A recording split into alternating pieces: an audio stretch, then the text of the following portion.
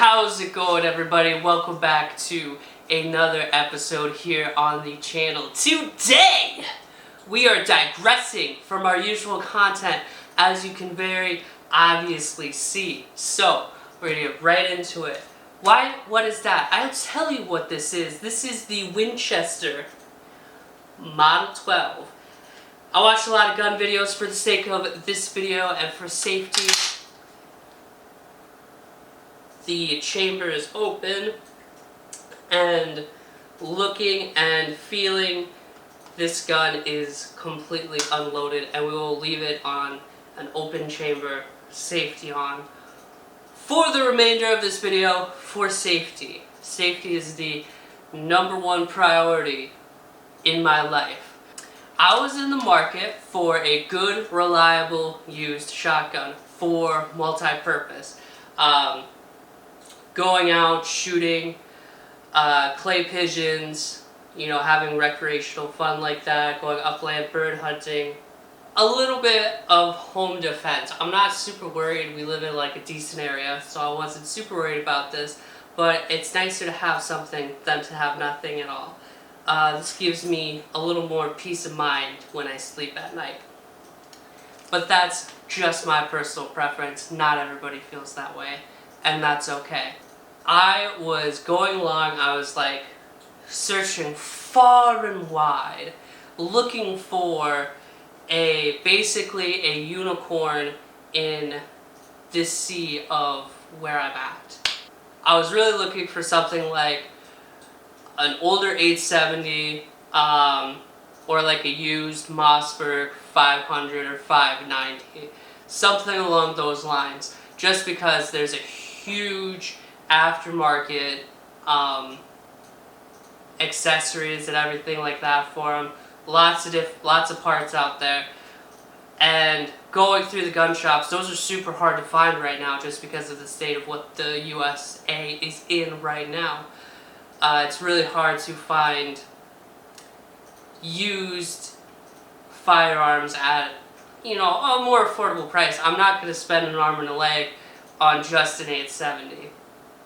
So I was looking at the gun shops. There was like Beretta 1301Ts, and I was like, that's super cool, but I don't have, you know, $1,200 to throw out this, like, at a shotgun. Even though those are super cool, I've used them before, they're amazing.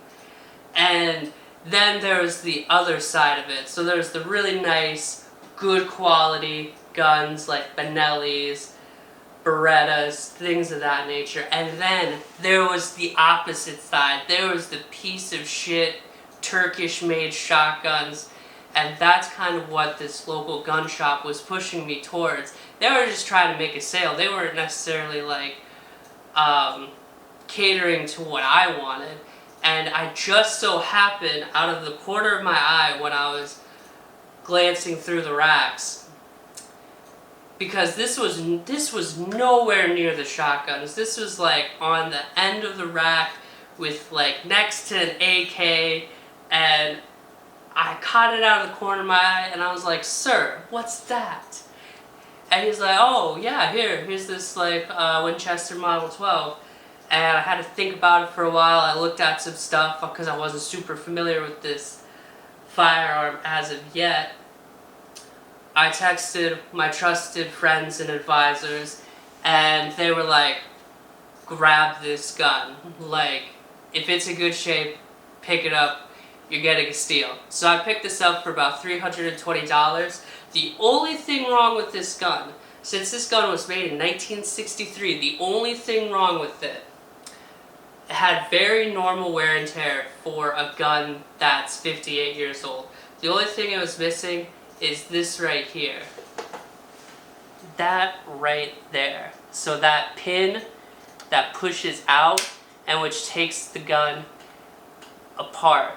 So you push this out, you twist it, you rotate the gun, and it comes apart. That's one of the great parts about these Model 12 is all of them are takedown models. So they come in, you can take them apart, and they come in 2 pieces like that. You put them in a smaller case, so easier to transport. and a very safe way to transport them as well. So that pin, along with the spring that goes into the slot with that was just gone. But luckily I was able to go on eBay, and for a little less than $30 I found the pin and the spring, ordered it, got here in a couple of days, we were ready to rock and roll. So honestly, and it probably came from someone just cleaning the gun and it flew out or they lost it, something like that, something kind of silly. But honestly, that's the only thing really wrong with this gun. There's, here I'll show you, there's some like scratches and stuff like in the stock, like there's some blemishing and whatever. This is just a big scratch, that's not a crack. Just normal wear and tear on this wood stock, no scratches really. Like the barrel's in really good shape. So like where the ventilated rib is, none of those are pulling apart. So where this mid bead is, it does dip down a little bit. It kind of seems like it's a little bit bent right there inwards. That's probably from someone just like leaning it against something and it fell over, got a little bit bent. But honestly, it's not a big deal. You can't even notice. And what drew me to this is how natural that felt. And that's what drew me to this gun, besides it having like this cult following and everything, is just how beautiful this gun shouldered and just how natural that it felt holding it up and doing some test swings in the gun store. And it is a little bit longer, it's at 26 inches, but it does not feel that way. Like, it feels really good. It's like, it's a little heavier of a gun just because you have the wood stock.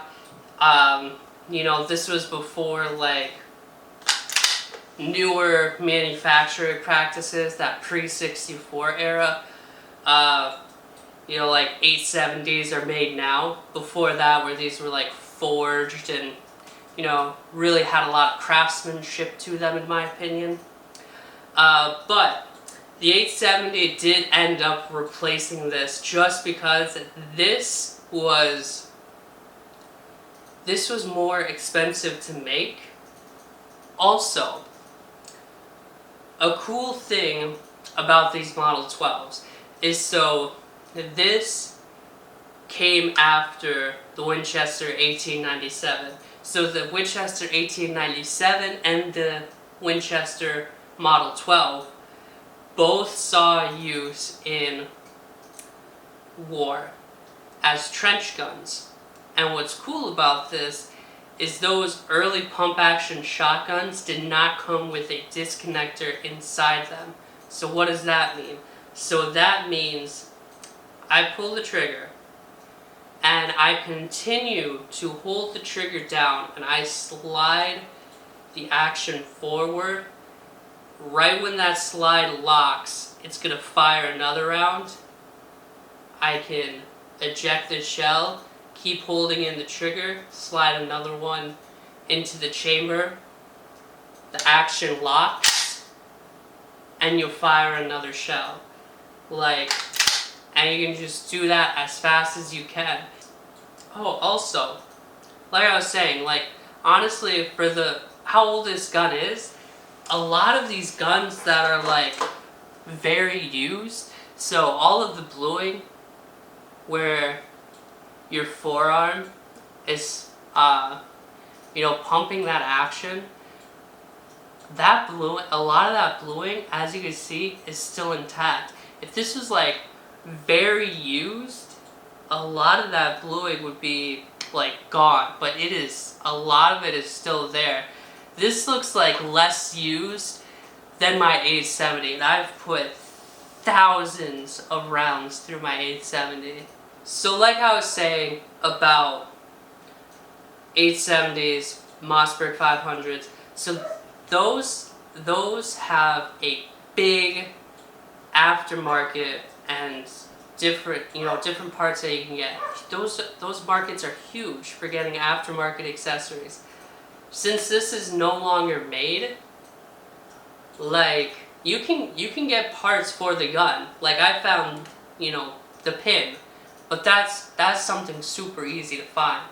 The downside is there's not a lot of accessories for this. Not that I would put a ton on, but I would want to put a sling on, and for that, typically, you have to put a swivel, in the stock. And I've done that before with my 870, and I took a little chunk out of the stock. So that's the downside to this gun. I need to take this completely apart and do a deep clean, but for doing a simple clean, just taking off the barrel and the magazine tube, cleaning stuff out a little bit, all the components are looking good. Since this digresses from my normal content, if I get 5 likes, I will go take my new shotgun out, we'll go to the sporting clays range, and I will embarrass myself. I had spent a long time since I've shot clay pigeons. It's probably been about 5 years. Yeah, it's probably been about 5 years since I've shot a clay pigeon. I'm going regardless. But as far as taking the effort to go film it, leave 5 likes. That's all you have to do. And I will gladly put in the effort to bring you guys good content. Hit that subscribe button. If this is the first time you are seeing me, I would please consider you subscribing. That helps me out a lot. You hitting that like button helps me out a lot, because then other people can discover my content and we can continue to grow. With that, continuing to grow. Currently, at the time of this video, I'm at 90 subscribers. So here's what I'm going to do. So building up to 100 subscribers. At 100, I'm going to do a giveaway. I've yet to determine what I will be giving away.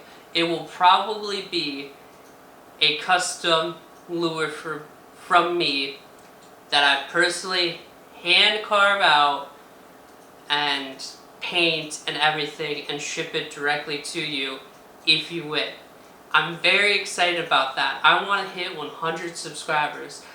So, more on that as we near a little closer, but keep that in mind. So subscribe to this channel, go over to Instagram at BeyerLureCo, give me a follow, because we'll be having more information about this giveaway there as well. And if you have any input on what you would like to see for the giveaway, drop it in the comment. If you have one of these Model 12s, drop it in the comment. Tell me what you think about it. I'm very excited to have this firearm. This isn't a toy to me. This is a tool. This is me exercising my Second Amendment rights. So I'm very excited to responsibly own a firearm as an adult. So, with that said, I will see you guys for the next video. Thank you.